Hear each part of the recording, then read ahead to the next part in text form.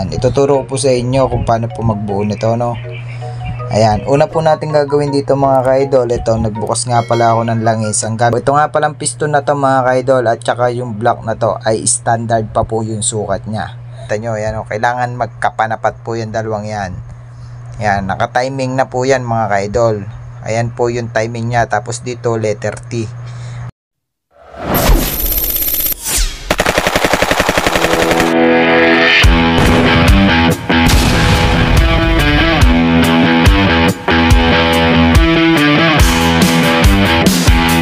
So yung magandang araw sa inyong lahat mga boss. Ito nga pala, ayan, Mamay Just for Works nga pala muling nagbabalik. Ito nga pala, meron tayo dito binaklas na XRM125 RS po mga ka-idol. Ayan, i-share ko po sa inyo kung paano po magbuo ng block at saka nitong head, kung paano po magsalpak po mga ka-idol. Itong video na to mga ka-idol ay para dun sa mga wala pa pong idea kung paano po buo ng makina po mga ka-idol na XRM125. So ito po mga ka-idol, ito nga pala ay nalinis na rin po natin. Ayan, ituturo ko po sa inyo kung paano po magbuo nito, no. Ayan, una po natin gagawin dito mga ka-idol, ito, nagbukas nga pala ako ng langis. Ang gamit ditong langis ay AX7 na 10W40 po na Shell Advance po mga ka-idol. So una nyong gawin ay lagyan nyo lang po ng langis itong liner po ng block. Tapos meron tayo dito piston ring. Ito nga palang RS125 na to ay papalitan ko na rin po ng piston ring po mga ka-idol, kasi meron na po siyang gap po. Ayan, malaki na po yung gap niya sa liner po ng block. So kailangan po ang pagkakabit po nitong piston ring ay wag nyo pong pagtatapat-tapatin po yung mga gap para hindi po siya umusok pag pinaandar nyo po mga ka-idol. So dito po sa oil ring, okay lang po magkapanapat yan, kasi ayan po yung magbibigay ng, dyan po dadaan yung langis para basain po yung piston at saka yung liner po ng block mga ka-idol. Ito, isalpak na natin tong first ring at saka second ring po mga ka-idol. Ito po yung wag nyong pagtatapatin yung gap nito mga ka-idol, kasi pag pinagtapat nyo po yung gap nito mga ka-idol ay sigurado pong uusok ito. Ayan. So ito nga palang piston na to mga ka-idol at saka yung block na to ay standard pa po yung sukat niya. Stock pa po mga ka-idol. Ang pinaltan lang po natin dito ay piston ring. So ito na nga pala mga ka-idol, na isalpak na natin yung piston ring. Ang susunod naman po natin ilalagay ay isalpak na po natin to dito sa block po mga ka-idol. Ayan, kailangan po hindi po magkapanapat yung gap para pag po pinandar po natin ay hindi po siya uusok. So ayan po mga ka-idol, panoorin nyo po ito na mabuti at para meron kayong idea kung kayo po ang magtatry nito, panoorin nyo itong video na to, sundin nyo lang yung mga ginagawa ko dito mga ka-idol. Ayan, may matututunan kayo dito. So dito nga pala may binili tayo ditong overhauling gasket. Ang magagamit lang po natin dito mga ka-idol gasket sa overhauling ay yung base gasket at saka top gasket, saka yung mga o-ring, kasi magpapalit din po si boss sa susunod ng clutch lining, kaya yung overhauling gasket na po yung binili niya. Ayan, sinalpak na po natin yung base gasket, yung papel po mga ka-idol. Ayan po yung first na sinalpak natin yung gasket po. Tapos susunod naman po natin dito mga ka-idol ay yung block na po. Ayan, kailangan po nga pala mga ka-idol may dowel yan, dalawa. Ayan, nakakabit po yung isang dowel sa block, ay yung isa po nandun po sa crankcase. Tapos yan na nga pala, naisalpak na natin tong block. Sunod natin, itulak natin tong piston pin. Ayan po yung piston pin. Gumamit lang po tayo ng long nose at tinulak po natin yung piston pin. At sunod naman po natin mga ka-idol na wag nyong kakalimutan yung pin lock po mga ka-idol ng piston pin. Ayan, kailangan po maglalagay po tayo ng basahan para hindi po pumasok doon sa loob ng makina mga ka-idol. Kasi pag pumasok po yan, paniguradong magbabaak kayo ng makina.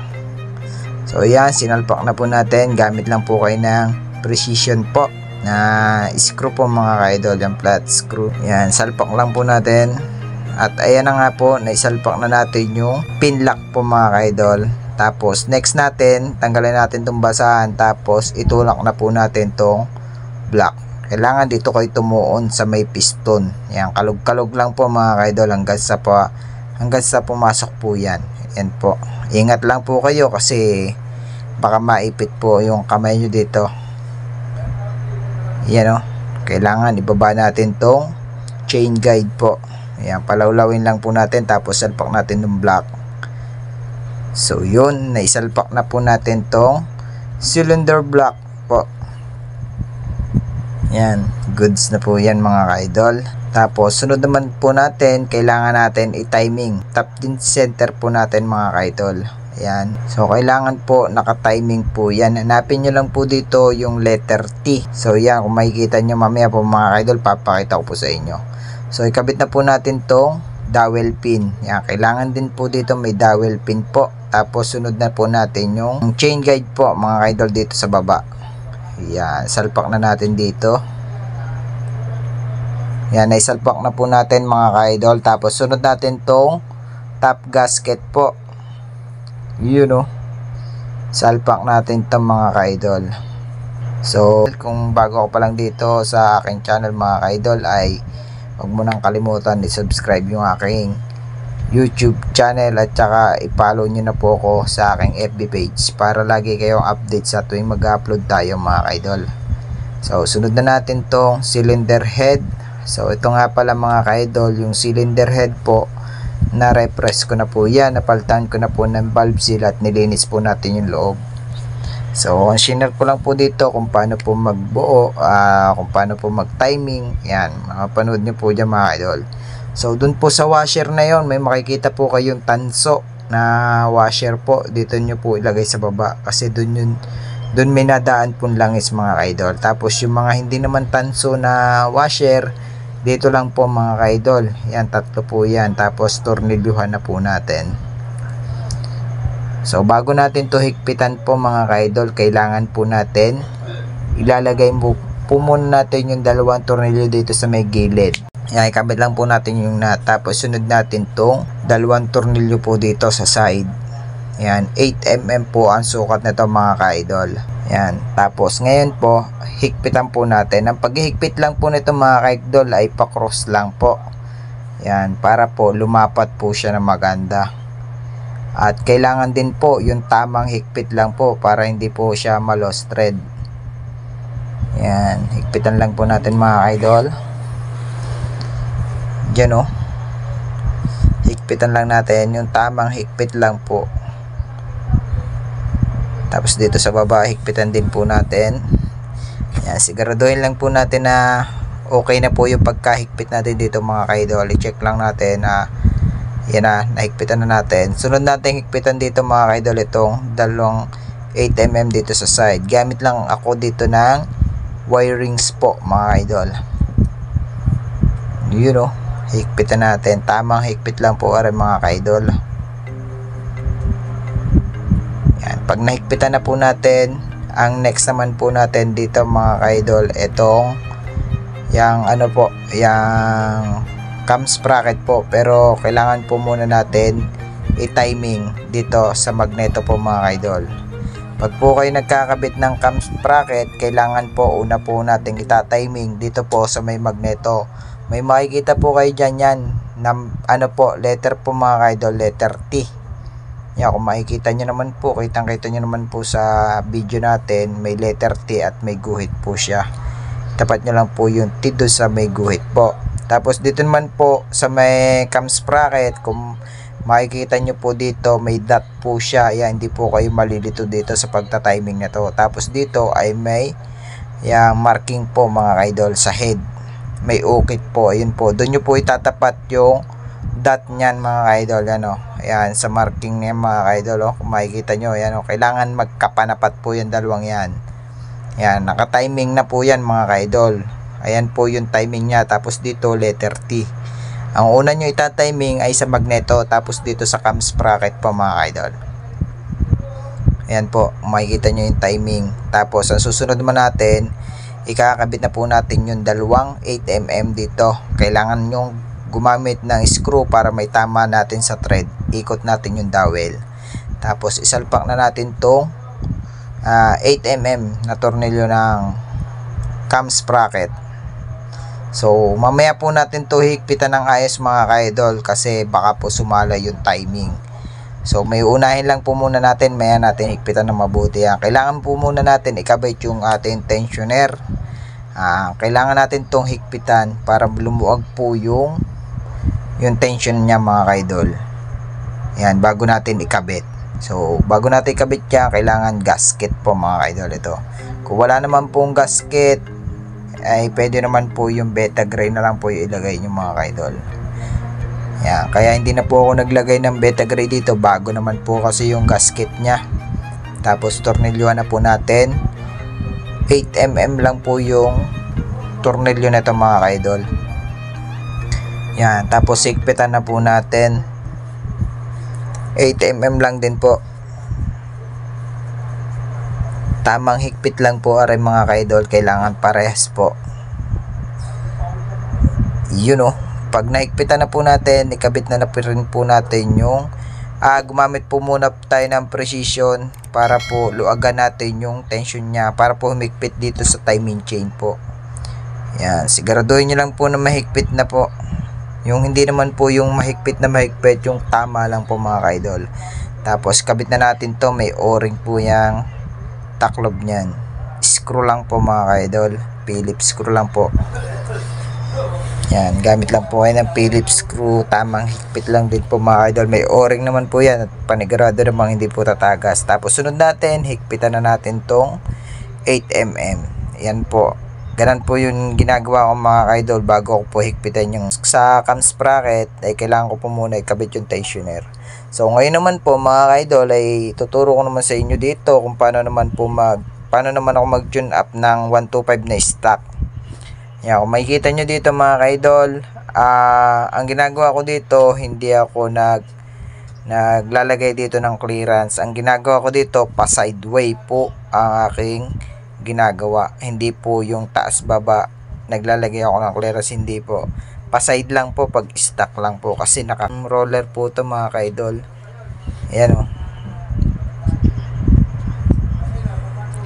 Yan, naka roller arm po to mga ka-idol. Hindi naman po siya rocker arm. So siya po ay may bearing po. Kaya kahit hindi tayo maglagay dito ng clearance, maglagay po tayo ng clearance dito, yung pa sideway lang po para hindi po siya malagitik. Ayan, i-tune up na natin yung intake. Dito naman tayo sa exhaust.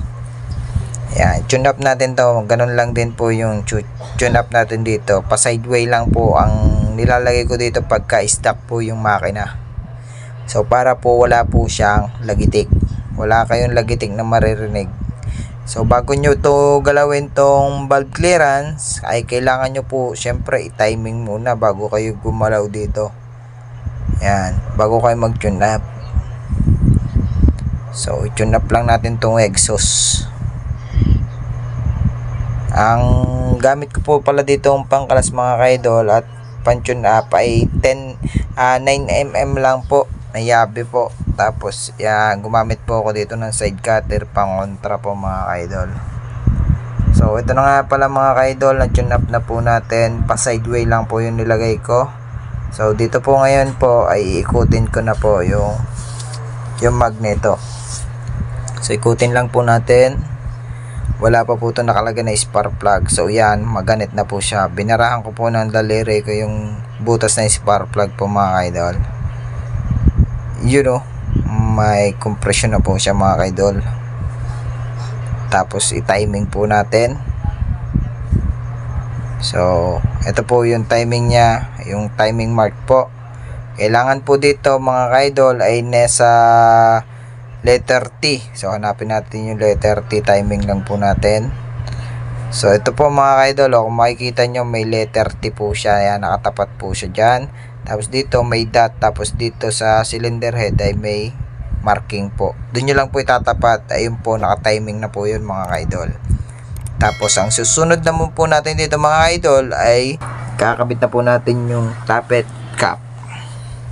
O goods na po yung tune up natin dito mga ka-idol. Sideway lang po yung ginawa natin ditong clearance po. Tapos kabit na natin tong cam cover. Kailangan natin, bago natin ikabit tong cam cover, ay sasaidin ko po muna yung tira-tira ditong gasket. Ayan, may tira-tira pa po mga ka-idol. So gamit lang po kayo ng cutter. Ayan, kung makikita nyo naman, hindi kasi natin to pwedeng ikabit pagka gantong may tira-tira po. Bago lalagyan natin ng gasket, tatagas po siya, maaari po siyang tumagas kasi hindi po lumapat na maganda yung gasket dito kung itutuloy nyo nang hindi tanggalin to mga ka-idol. Kailangan po tanggalin po natin. Tapos ito na yung gasket na bago na ikakabit na po natin mga ka-idol. Ikabit na po natin tong cam cover. Yan. Tapos dito sa tornilyo nito, kailangan po may washer yan na aluminum. Ayan para hindi po siya tumagas. Tapos ang paghihigpit nga pala nito mga ka-idol ay katamtaman lang po. Wag po nyo panggigilan ng paghigpit dito kasi ito po ay nalolos thread. At malambot lang po yung nito, thread.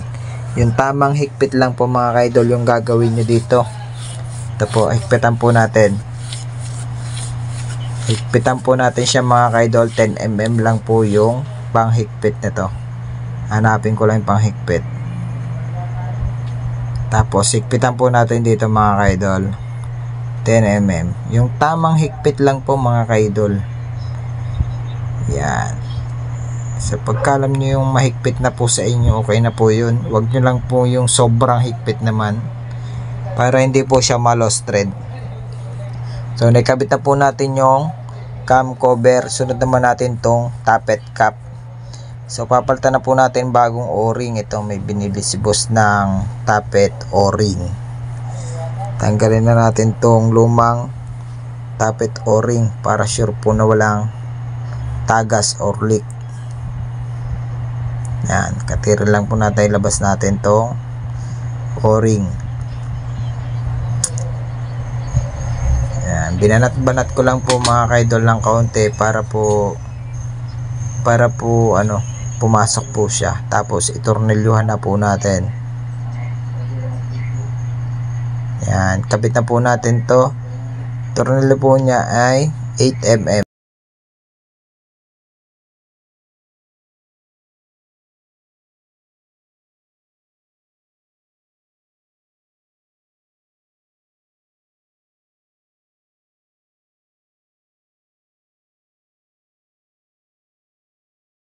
Tapos pagka ganito ko mga ka-idol, pag bago po yung tappet o-ring natin, kailangan po tamang higpit lang din po yung gawin natin para hindi po agad mapitpit yung o-ring po na bago.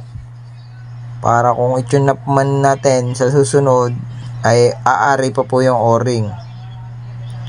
So kahit naman po yan mapitpit nga pala mga ka-idol, kung di ba palta na may-ari, pwede naman natin lagyan ng liquid gasket.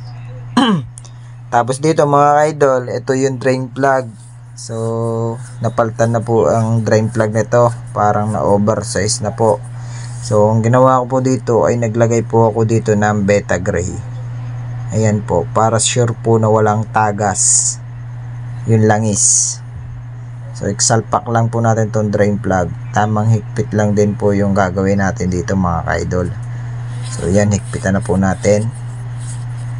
19 na po yung kanyang sukat dito sa ilalim. So naikbitan na po natin mga ka-idol. Tapos ikabit na natin tong cover nitong timingan po dito sa magneto. Yan, higpitan lang po natin yan mga ka-idol. Kailangan po mahigpit yan kasi may langis pong na din yan. Tingnan nyo rin po yung o-ring. Tapos ito na po yun, sasalinan na po natin ng langis. AX7 po ang gamit natin. 10W40 Shell Advance po mga ka-idol, 800 ml. Salin na po natin mga ka-idol. Dito po ako nagsalin para mabasa na rin po yung camshaft nya at saka yung mga roller arm po mga ka-idol. Yan, para pag andar nya ay may langis na siya dito sa cylinder head. Kasi yung langis na sinalin natin dito mga ka-idol ay pupunta rin naman po yan doon sa may mismong makina. Paikot lang po ang langis niyan mga ka-idol.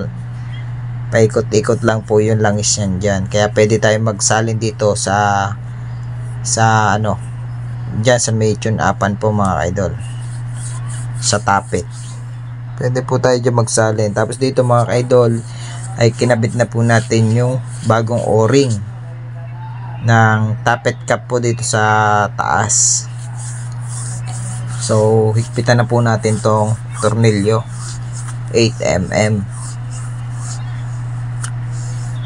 Yan o.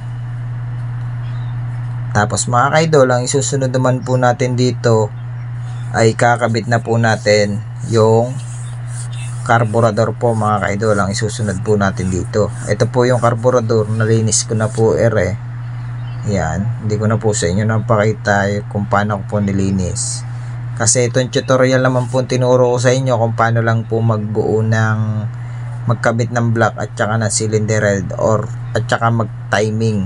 Yan, kinabit na natin tong stock carb na carburetor. So malinis na po mga kaidol. Tapos isuot na natin tong piston ng carburetor. Kailangan po itong may ukit na malaking to, itatapat nyo dun sa may adjustan ng minor po. Yan, salpak na po natin. Yan, pag naisalpak na po natin itong mga kaidol, ay sunod naman natin yung sa gripo po ng gasolina po. Sasalpak na rin po natin yung gripo. Yan, kailangan po may o-ring para hindi po tumagas. Yan, tapos kabit natin tong gripo. Tapos may tornilyo yan, dalawang maliit lang po mga kaidol. Yan, isalpak natin tong tornilyo.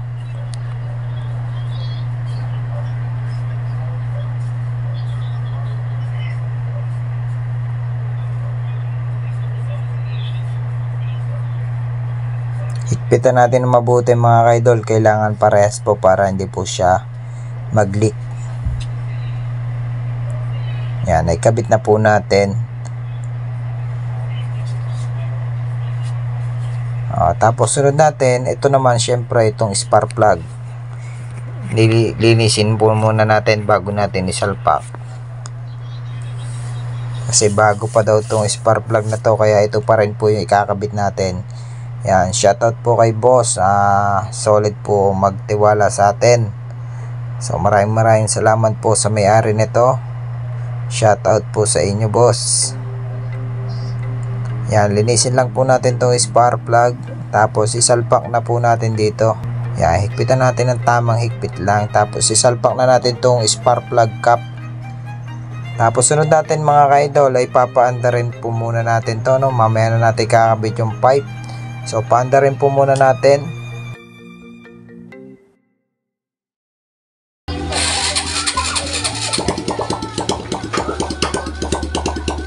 So ayan na po siya mga kaidol, umaandar na po siya. Napakaganda po ng andar niya at wala na pong lumalabas na usok po mga kaidol.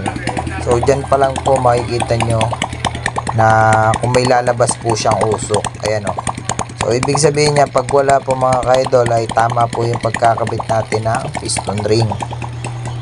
So paalala lang po mga kaidol sa mga wala pang idea kung paano po magkabit ng piston ring, ay wag nyo lang po pagtapatin yung dalawang gap nung first ring at saka second ring po. So isalpak lang po natin yung tambucho nito at isalpak na po natin lahat ng kaha.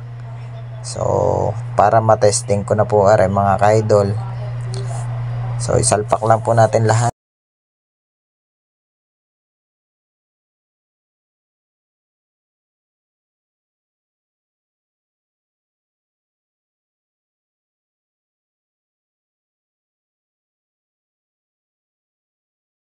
So ito na nga pala mga kaidol, yan, na-testing na nga natin, hindi ko na nga po na-videoan.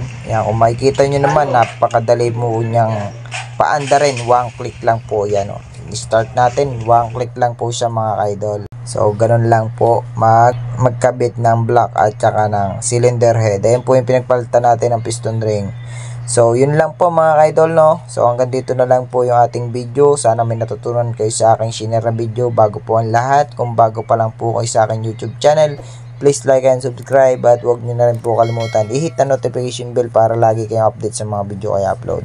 So yun lang po mga ka-idol, pakipollow na rin po ako sa aking FB page para po palagi rin po kayong update do sa tuwing mag-upload tayo ng mga video. So yun lang po mga ka-idol, maraming salamat po sa inyo at God bless po sa inyong lahat.